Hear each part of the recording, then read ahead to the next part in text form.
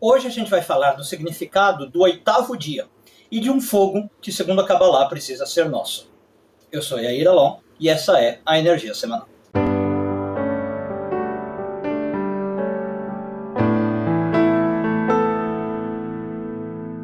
Bom, essa semana a gente começa a ler uma porção que se chama Shmini em hebraico, que significa literalmente o oitavo, o oitavo dia.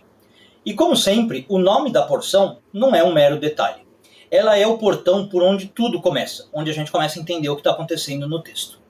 A Torá poderia começar dizendo o seguinte: na semana seguinte, ou quando terminou o processo, que estava sendo descrito, mas ela escolhe dizer exatamente no oitavo dia. E isso já mostra para nós que esse oitavo dia ele é diferente, ele não faz parte da ordem natural. A semana tem 7 dias, o ciclo natural vai de 1 a 7, e o oitavo é aquilo que quebra o ciclo. É o que vem, digamos, depois do tempo. É aquilo que só acontece quando a alma ultrapassa o automático, diz a Kabbalah. Então é justamente nesse oitavo dia que o tabernáculo, que é o que está sendo descrito, o espaço onde Deus vai encontrar o povo, é nesse dia que o tabernáculo é inaugurado. É ali que o serviço sagrado começa de fato, percebe? Agora, esse serviço não começa com festa, ele começa com dor.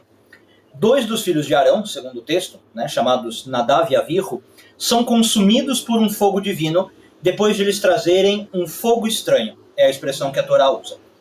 E a Torá não explica muito o que está acontecendo. Ela só diz que eles trouxeram algo que não foi ordenado e que por isso eles morreram.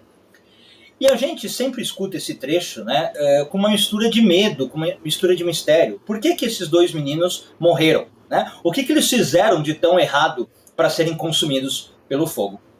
Mas a pergunta mais importante talvez não seja por que eles morreram, e sim o que essa cena está revelando sobre a nossa relação com o sagrado. E a Kabbalah, claro, traz uma chave para isso. Ela vai dizer que o problema não foi a intenção do Nadav e Avihu. Os 2 estavam cheios de um desejo espiritual verdadeiro.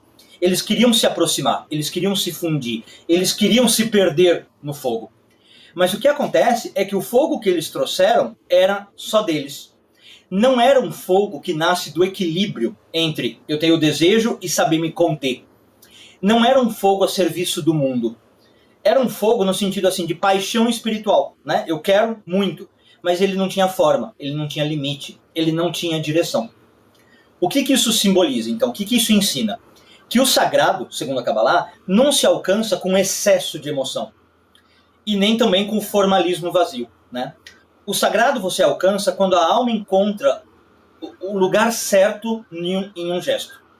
Quando a pessoa traz a sua chama, sim, mas essa chama é canalizada, é contida, é lapidada. Fogo demais consome, e fogo de menos apaga. A presença divina desce quando o fogo humano se encaixa na situação. É por isso, inclusive, que depois da morte dos 2 meninos, o texto diz que Arão ficou em silêncio. Ele não reagiu com revolta e nem com desespero. Os sábios dizem que o silêncio de Arão mostra que ele entendeu o que aconteceu. Ele entendeu também que estar diante do divino exige uma precisão. E que servir com intensidade, sem clareza, pode ser perigoso. Você ir só movido pelo fogo é perigoso. Então, justamente, depois desse trecho, o que aparece na porção? Logo em seguida, a Torá começa a trazer uma lista de animais puros e impuros. E aparentemente fica parecendo que o texto mudou completamente de assunto. Mas não mudou. A Kabbalah diz que o que está acontecendo aqui? Depois de falar sobre o fogo, a morte, a contenção, esse desejo desenfreado, a Torá fala sobre discernimento. Discernir entre o que eu posso e o que eu não posso. No caso, o que eu posso e o que eu não posso comer.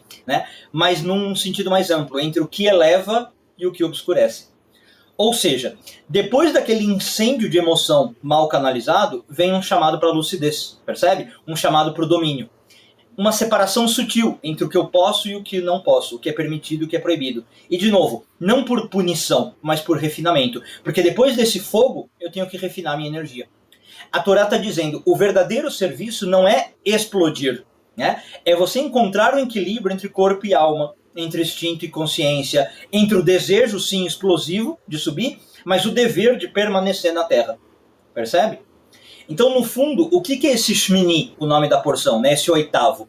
É justamente o momento em que a alma percebe que o tabernáculo só funciona quando eu tenho essa chama, mas essa chama é estável. Não quando essa chama vem e queima tudo, né? Quando essa chama acende sem consumir. Quando esse fogo é nosso, mas é devolvido para a fonte. Eu cheguei num equilíbrio, percebe? Então a espiritualidade, ao contrário do que alguns acreditam, não é se perder em Deus. É conseguir servir a Deus sem se perder nele e sem se perder de si. É manter acesa uma chama que não destrói, mas que nos ilumina, como uma chama poderosa que mostra o caminho. Uma boa semana a todos, Shavua Tov e tudo de bom.